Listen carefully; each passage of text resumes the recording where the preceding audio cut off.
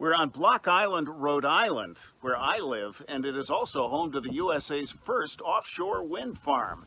This is going to be very big, and among the talk radio loudmouths and politicians and other climate change deniers, you hear talking down renewable energy.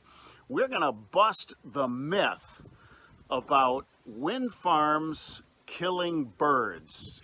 It's a red herring to think that wind turbines cause a lot of bird deaths compared to other sources. So sure, wind turbines do kill birds, but the rate is much smaller than even coal or gas. It's like 1/10. There was a study done a few years ago where it looked at the wind turbine kills of birds compared to coal, gas, and even nuclear energy.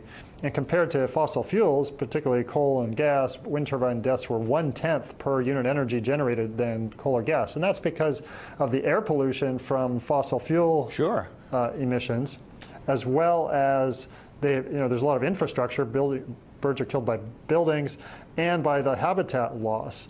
And then if you compare it to other sources of bird deaths, I mean, in the U.S., the Fish and Wildlife Services estimates about 500,000 bird deaths due to wind turbines, all the wind turbines in the U.S.